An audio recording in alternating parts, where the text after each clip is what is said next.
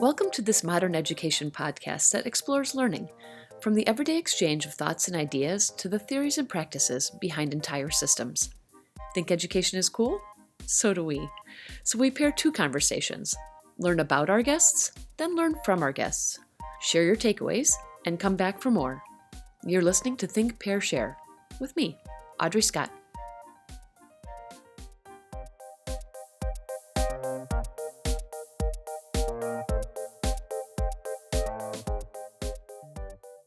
Today's educational focus is on youth empowerment, helping children find the tools they require and the agency they have to develop the skills and dispositions the world needs going forward.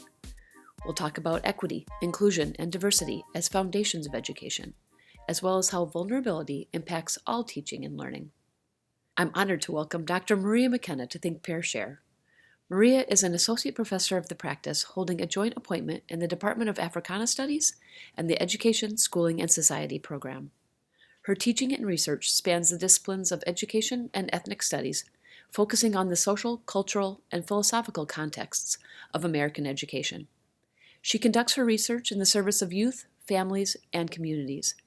And as I learned, she is patient and has a sense of humor, important qualities in a teacher and an interviewee. Here are a few outtakes from our brief time together, which include the moments right after a beverage mishap. Well, you look lovely. I can't tell you spilled any tea. Thanks.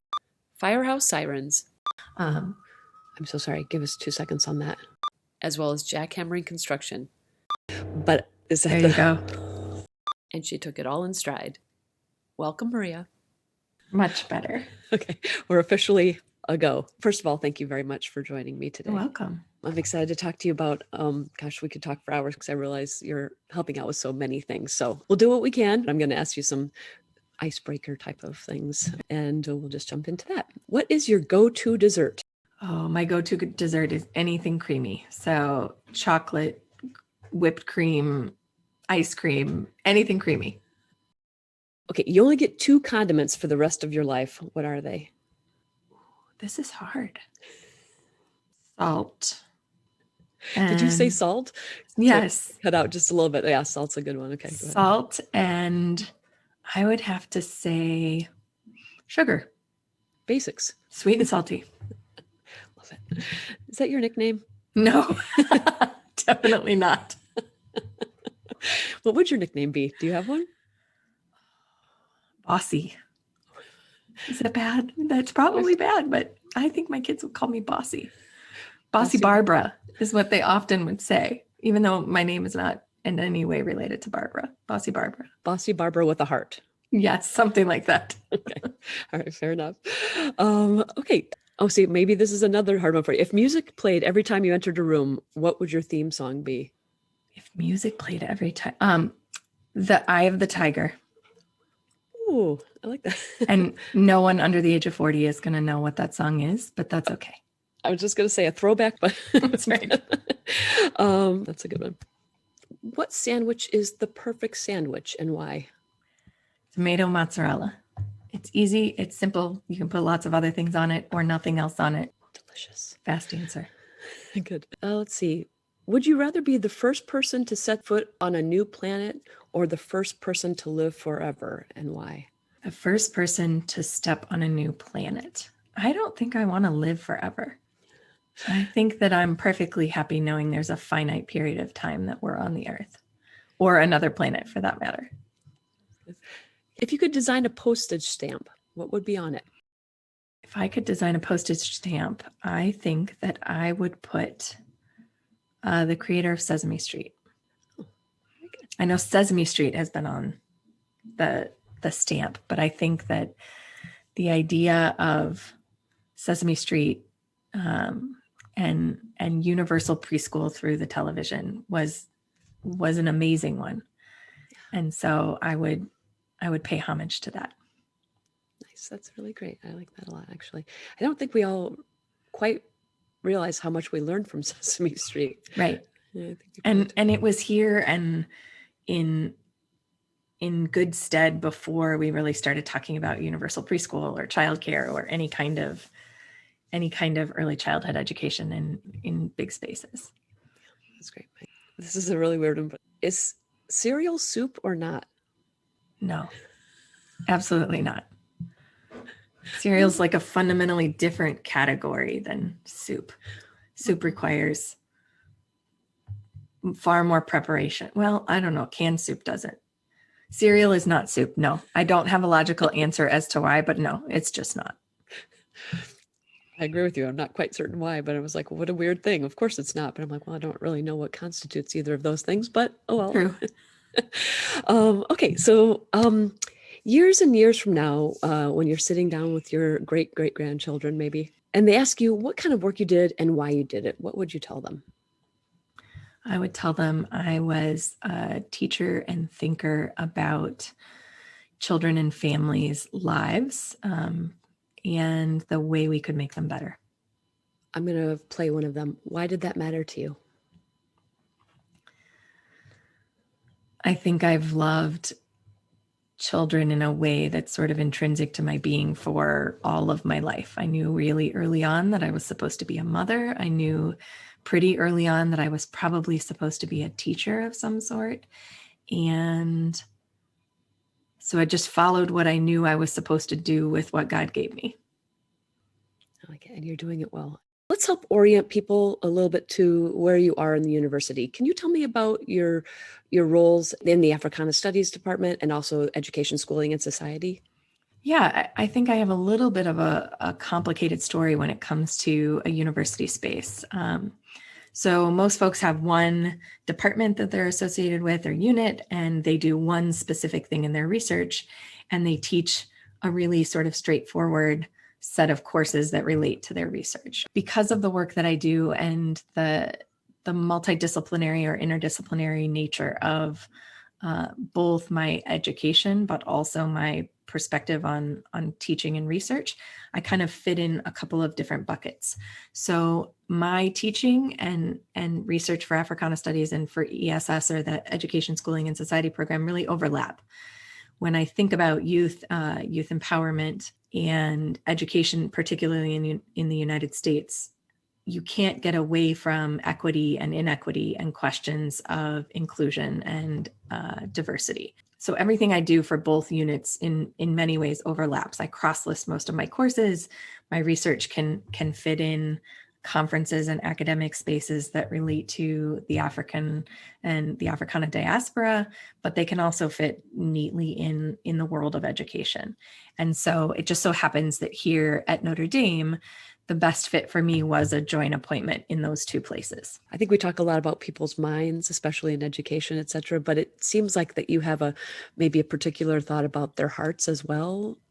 I don't know if that makes any sense. So early on, when people asked me what I studied, I used to say I studied caring in education and with youth and with kids. And no one understood that, first of all, because who studies something as ethereal as care? But it also became really clear to me that I didn't define the work I did in the same way that a lot of other people do in the academy. My work is defined by how many people it can reach, or not even numerically, reaching individuals, reaching groups, reaching communities. You help the person in front of you or the person who comes to you, and you do that work. And if that work means that you're working with one person, that's what it means. And if it means you're working with a whole community or a city or a school, then that's what it means. And so I'm very clear about where I fit into the world of education, into the world of policy, into the world of community engagement.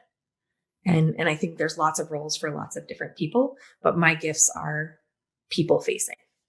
What is the most important part of what you are trying to educate people about? So I think that there would be three pieces to that. The first is that we recognize children as complete beings. They come to us with a history, with a story, with their own gifts and talents and their own understandings of the world and aspirations. That children come to us with agency and with a completeness that we have to embrace and embody and really help nurture. Sometimes that just means getting out of the way, that they know what they're doing and where they're going. And sometimes that means building up and scaffolding in really specific ways for specific children. The second is education is a central component, a centerpiece of not just democracy, but civil society. So if we don't have an appreciation for the various ways that children and families are educated, then we're missing something fundamental to how we think of the structures of societies and how we think about creating a world where the common good takes precedent over individual achievement or individual success. The last thing that I really want people to learn and think about is everyone has a place in the societies in the world that we're building. And we need to go into education thinking about how it is that we're going to help children find the tools they need, figure out how to use the agency they have, and develop the skills and dispositions that the world needs wherever they are in that moment in time and wherever they want to get to or go.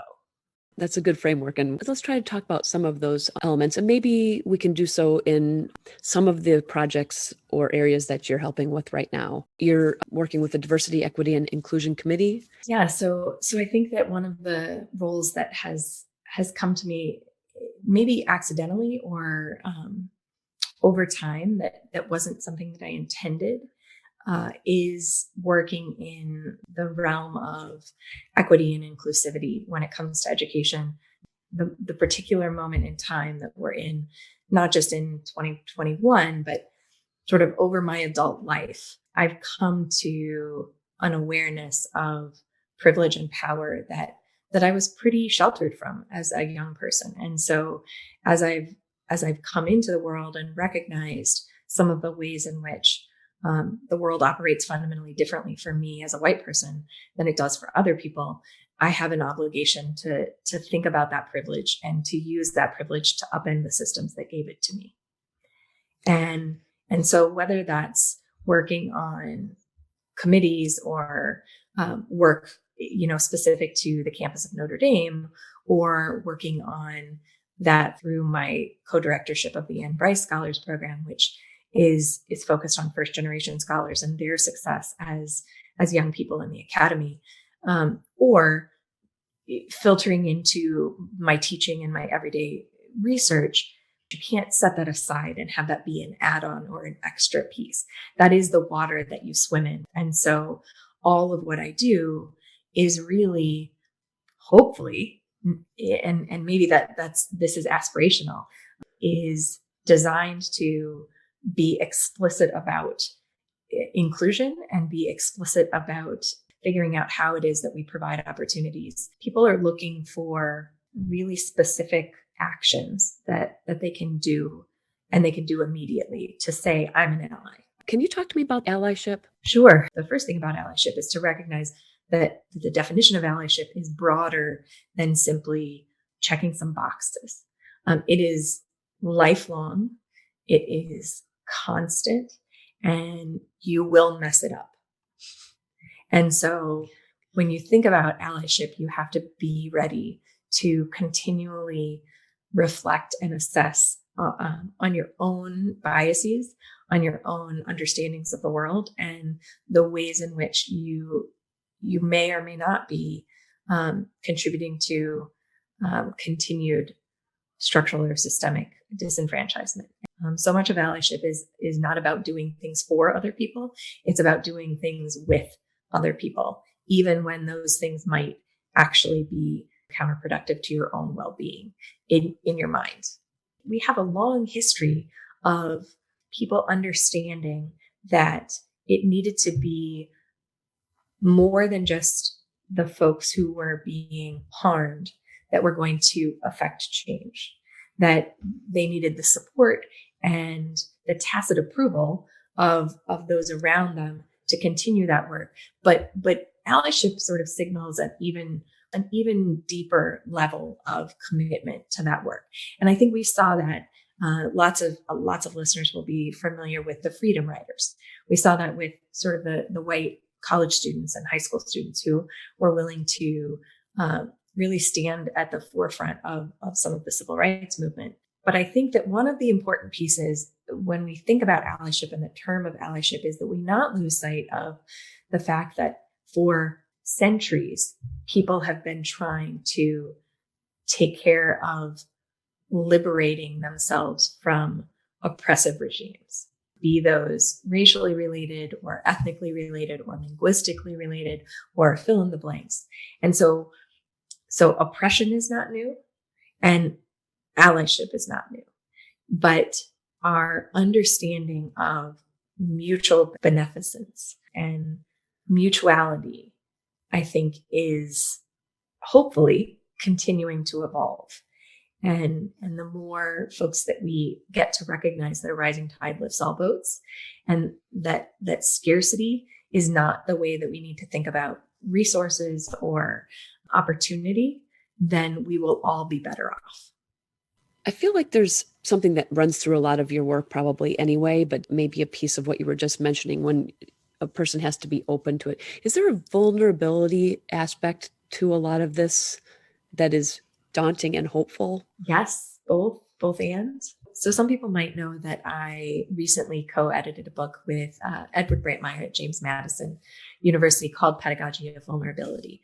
And this was a collection and a collaboration of authors from across the United States, including other authors here on our campus, to really talk about the way vulnerability plays into teaching within higher education. Because we often think, oh, in college, now we have to become experts in a discipline or a field. We have to put all of that touchy-feely stuff aside. And I think quite the opposite is true, that if we're trying to grow into healthy, whole humans, we really need to think about the way vulnerability interacts and impacts our teaching and our learning. And so the book is a collection of studies from different disciplines, from different spaces, and with authors with very different perspectives that talk about the ways vulnerability matters to teaching and learning and scholarship, and the ways that vulnerability is sometimes easier for some of us than others to actually enact and work through.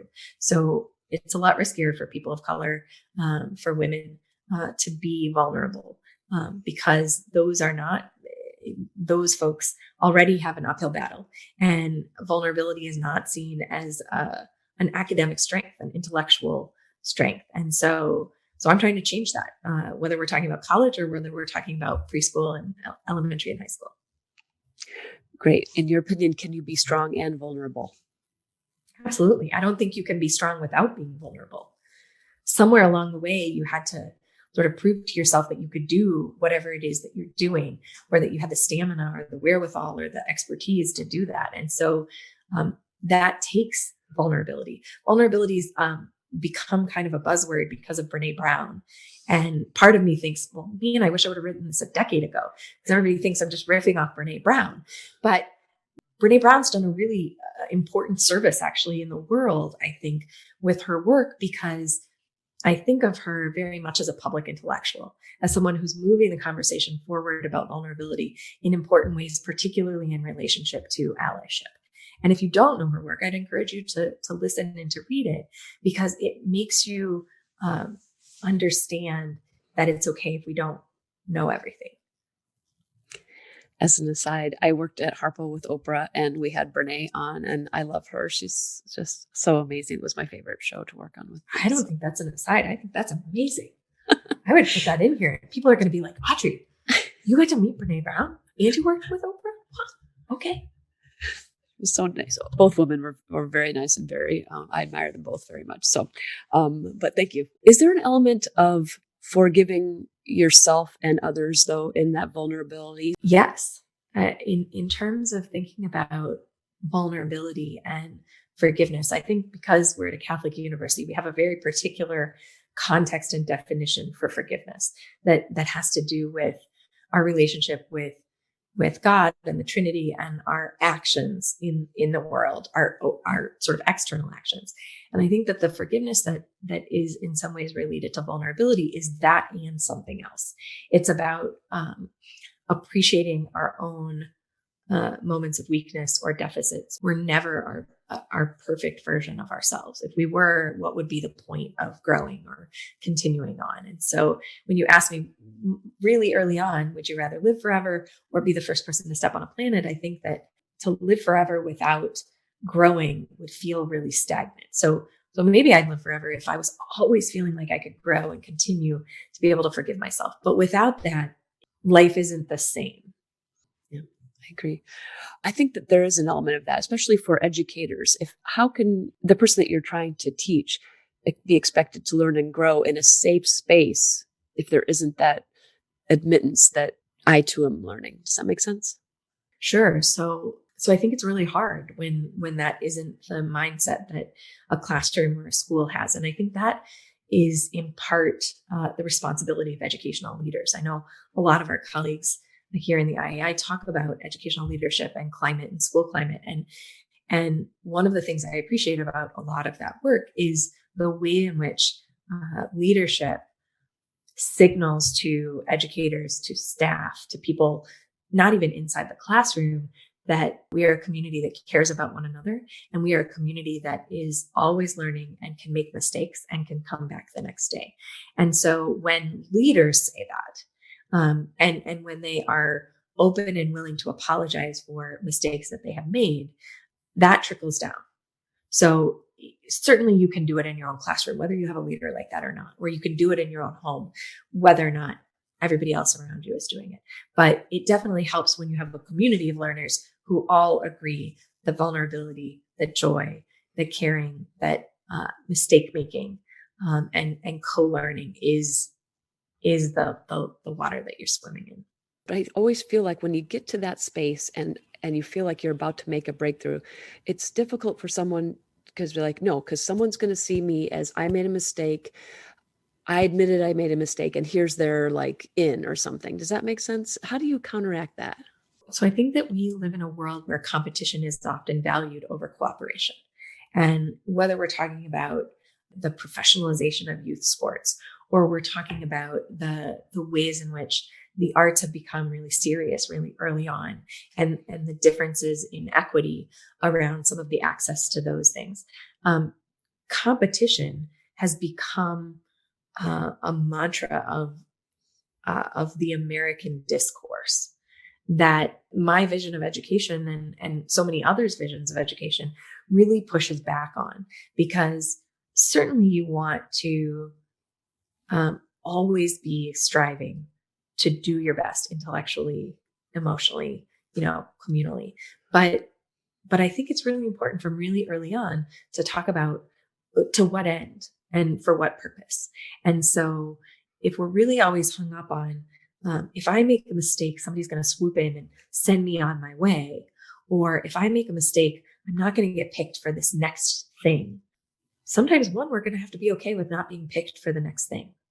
It might be okay to not make that team or that program because that's not really where I want to be if that's the bar, that you never make a mistake. And so when we think about vulnerability and being able to make mistakes, it requires us to believe in a vision of a cooperative good and a collective imaginary, and thinking through how it is, particularly in education, we are acknowledging the ways in which including and allowing for vulnerability means that we can work on some of these tougher, more challenging, more complex questions.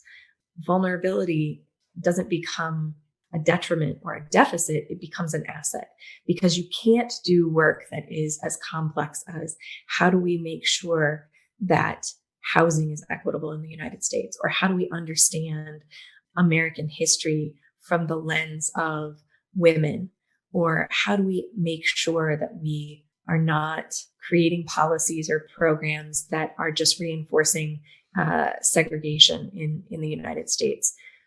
Those are really complex questions that require more than just one discipline, or more than just one idea, or more than just one area of expertise. And what they really require is a whole bunch of folks being experts in those disciplinary spaces, but also experts in using vulnerability and compassion and care and belonging to really inform how it is that we teach and think about solving the biggest problems that we're going to face and that we faced over time going forward. Is there more of a recent focus on like social emotional learning? Interesting you ask about social emotional learning. Lots of people think about this as soft skills or non-cognitive skills or executive functioning skills. I don't think it's a new focus. Folks, particularly in cognitive psychology, have been doing this work for years. What I do think is new is that we're starting to recognize those ideas as not ancillary or extra, but as essential to the educative process. And so I'm hopeful that as we're training educators, as we're thinking about the ways we construct curricula, as we're thinking about the ways that we construct even school buildings and spaces, that we are thinking about developing the social and emotional skills of children as central and integral to their intellectual formation as cognitive skills. Great. Thank you. I watched your TED Talk. I know it's been a couple of years, but I can't imagine that these don't still apply. Things that stood out to me were a caring education, joyful learning, human integrity. Can you talk to me about some of that stuff that seems integral to the way you treat and see people and to the way you see education? So I think I'm not alone in the way that I think about education and the way that I think that caring and integrity and joy factor into whether or not a child flourishes, whether that's in your home or it's in an after-school program or it's in the context of a traditional classroom or even a non-traditional classroom. I think over the last year, we've seen more than ever that there are lots of different ways that we can connect, that we can be empathetic, that we can still have joyful spaces with children. But I think we've also learned that human contact and human interaction, not through a screen, is essential and central to holistic education. Certainly, you can learn a lot. You can learn a lot of things by Googling or going to YouTube. But one of my favorite philosophers is named Nell Noddings, who writes about educational care, and most of my work is rooted in her philosophy. And she writes all the time about these sort of core components of what educational care has involved in it. And the first is that there's a motivation on the part of the carer in particular, but both parties, that they want to be there and that they want to engage with each other. That there's a mutuality of understanding that there may be times where I need the care and you are offering it, and there may be times where I need to be the carer and you are receiving it, and we have to know how to do both. She talks about that as a reciprocity that's essential to education. And so if I translate that into a classroom, it means that children have to understand that the adults in the room are human too, that they can have bad days, that they can make mistakes, that in particular, that they can make mistakes, that they can fail, and that they can still come back from that they can apologize, that they can say they're sorry, or they can say, I didn't understand. There needs to be classroom space for saying, I don't know. And again, some people listening to this might think, well, I'm too busy teaching multi-digit addition, or I'm too busy making sure that I make it through the 5th grade history curriculum that covers all of the Civil War to really be thinking about this kind of integrity, joyful, filled, caring world that Professor McKenna's got in her pie in the sky vision of schooling. But the reality is that's the core of what you do. And you have to figure that out before you can do any of the academic stuff. And we need to give teachers the autonomy and the respect and the space to do that. And we need to give teachers the opportunity to say, I actually am not sure I know how to do that. I didn't go to school and have it look like that. And we repeat what we know, right? So everybody's sort of an expert in education because we all went to school. And that's one of the things we've got to demystify, and we've got to be able to say, you're not sure how to do this social emotional learning thing, or You don't want to think of this as an add-on. Okay, let's talk about that. Let's learn about that. Let's think about that. And I think the best way to do that is actually with kids. Kids are really forgiving. They're really loving. They're really thoughtful. And they will be patient with you while you learn. So in every situation that I walk into with kids, I say, okay, so we're learning together. We're going to figure these things out. Here's some things I don't know anything about, or I'm really trying to figure out, and I'm going to need your help. And I'm going to need your forgiveness, and I'm going to need you to be patient with me. And in return, I'm going to give you help, and I'm going to give you forgiveness, and I'm going to be patient with you. And so that mutuality is central. But the last thing that Nell Noddings talks about with education and educational care, she talks about engrossment, that you can't do it halfway. And I think this about allyship. I think this about being part of movements to create more equity and more inclusivity in whatever space I'm in.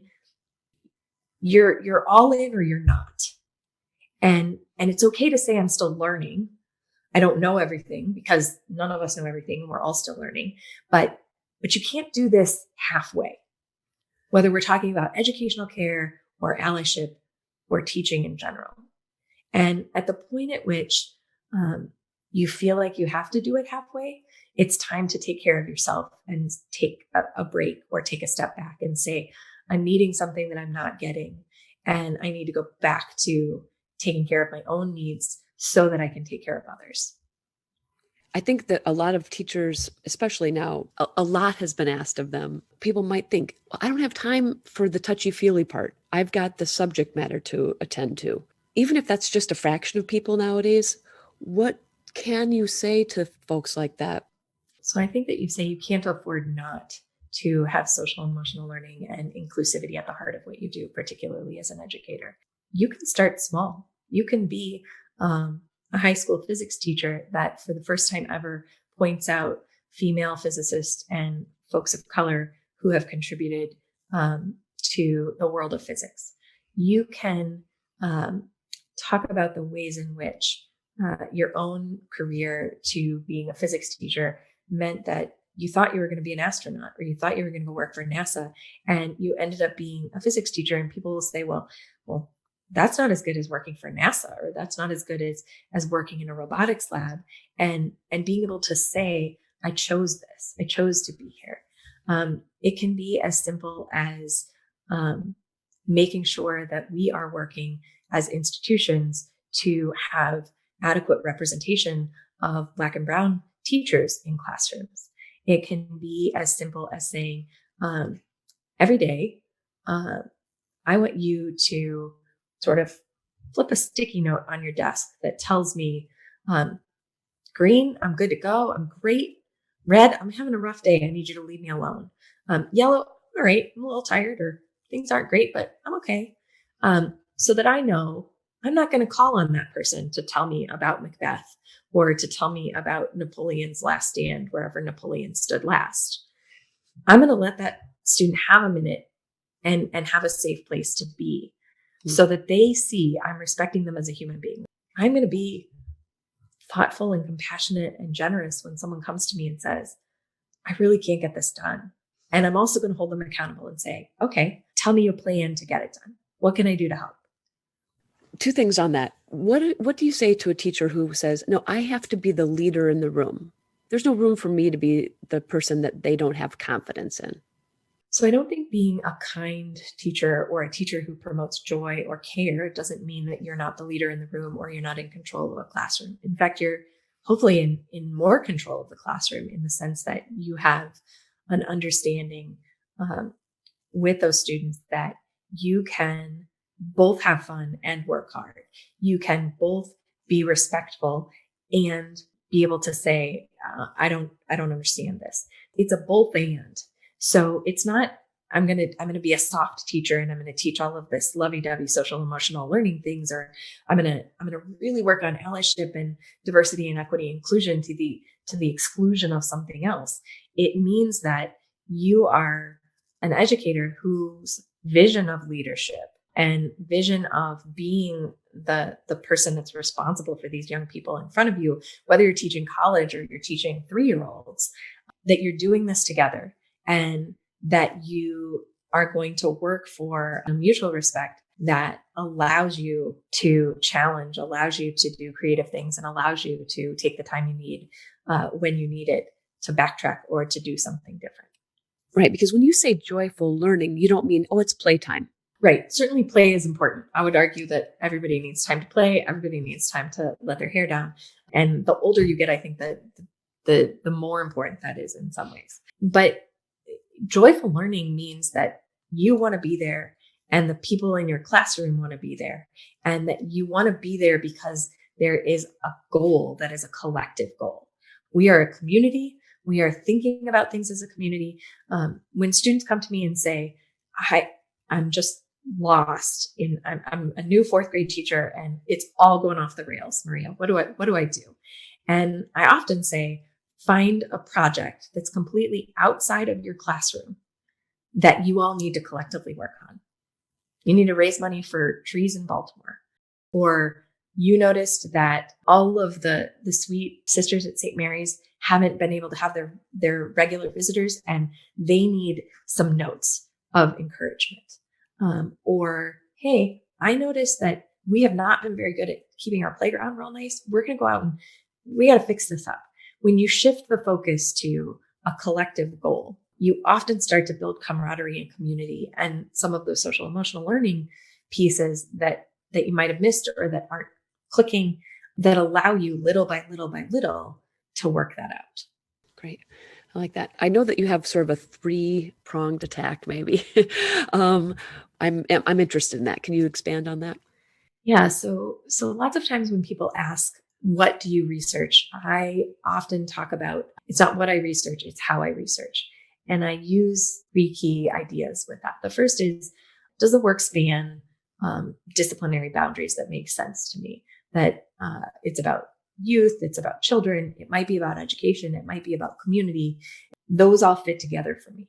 Does it use qualitative descriptive methods and frameworks that I can be of service with? So youth participatory action research, often referred to as YPAR, which our colleague Ernest Morel is a definitive expert in, or arts-based research, or critical race theory, or the one that I've used more than any other is really Photovoice in conjunction with YPAR. So using photography and cameras to help children articulate what they think about the world.